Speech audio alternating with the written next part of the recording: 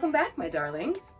I'm pretty excited about today's episode, dressed in the 1970s, as I am, because today I'm going to talk about the 1970s, specifically African-American kung fu flicks. These films are generally categorized as blaxploitation films, but if you've seen any of my other episodes about these types of films, you know that I refer to them as B-movies. I personally find it bizarre that low-budget films from the 70s starring black folks get the distasteful distinction of being called exploitive just because some dude named Junius Griffin, the name, thought the films were showing black people in a bad light and doing criminal things. My opinion differs, obviously. I feel this genre was actually lifting black folks up. Black audiences got to see black heroes and heroines on screen as principal actors. They were finally getting a chance to see mindless action flicks, just like their Caucasian counterparts, except set to way better music and starring gorgeous black people.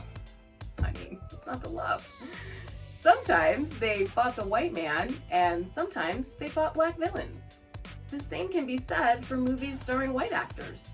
Not every portrayal of black folks has to be one where they're like, carrying a Bible, heading to church, and helping old ladies cross the street.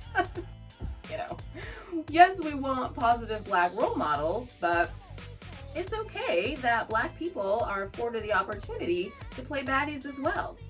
Those are usually the juiciest roles anyway. Before this genre came around, there weren't all that many opportunities for black actors in mainstream films, and certainly not in starring roles. I personally feel the term blaxploitation cheapens those accomplishments, so B-movies it is when you're hanging out with me. Moving on to the good stuff, let's talk kung fu and its introduction to the black action flicks of the 1970s. The combination first occurred in 1973 when Taekwondo champion Jim Kelly appeared in Bruce Lee's film Enter the Dragon. Kelly was a hit in the film and would sign with Warner Brothers for a few more action films, thus ushering in the golden age of kung fu and black action flicks in America.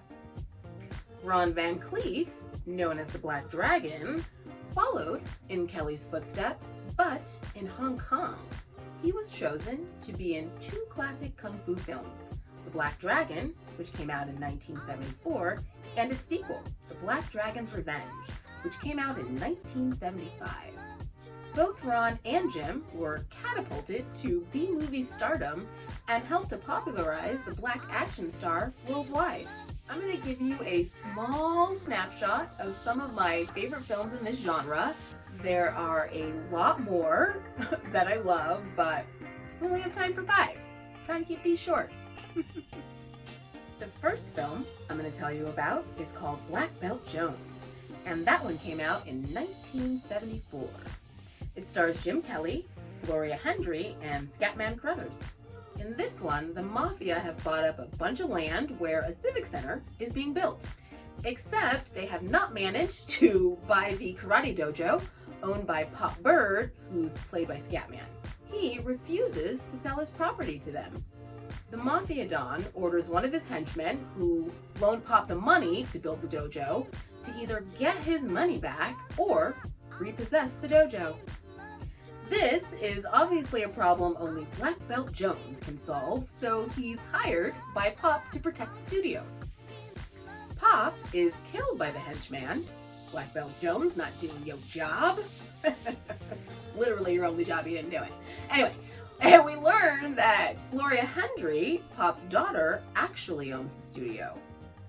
Gloria and Jim then team up to kung fu the crap out of the shady and murderous Don and his gaggle of henchmen. Gloria is absolutely stunning in this. There is a plethora of kung fu, and even if you've seen it before, it's definitely worth watching again. The next film I'm going to tell you about is called Bare Knuckles, and that one came out in 1977. It stars Robert Viharo, Sherry Jackson, and Gloria Hendry again. To set the scene, Robert is a bounty hunter in Los Angeles where there's a serial killer on the loose. The cops are offering a $15,000 reward for help in capturing the killer, and bounty hunter Zachary Kane, played by Robert, is on the case. He soon starts to suspect that a local rich man is committing the crimes. His suspect starts harassing his girlfriend, played by Sherry Jackson, and that's when things really start to heat up. Will Zane catch the killer before his girlfriend is next? Guess you'll just have to watch it and find out. The next film I'm going to tell you about is called Black Samurai, and that one came out in 1977. This one is another Jim Kelly classic, and in this one he plays Robert Sand, a secret agent. His commanding officers ask him to save a beautiful Chinese woman who also happens to be Sand's girlfriend and the daughter of a super important ambassador. The kidnappers are asking as ransom the secret for a newfangled weapon. It's called the freeze bomb. It's dangerous. Obviously, no one is giving in to those demands, so Sands has to take them out. This movie is great. Jim Kelly fights literally everyone and everything. I definitely think your life will be enriched by watching this film. So, even if you've seen it, I think it's worth another watch. The next film on the list is called The Black Dragon. Came out in 1974. Maybe it sounds familiar. This one stars Chinese actor Jason Piepio, and he plays a naive country boy with amazing kung fu skills who follows his successful brother to the big city in search of fortune. He gets a job on the docks where he discovers that his bosses are smuggling opium into the cargo. He teams up with Ron Van Cleef and his crew of karate fighters to take out the big boss. This was the first film in a 5-picture film deal between Van Cleef and Yangtze Productions, which would see him become Hong Kong's first black kung fu star. The last movie on the list is called Cleopatra Jones and the Casino of Gold, and that one came out in 1975. This one stars Tamara Dobson, Stella Stevens, and Ni Tian.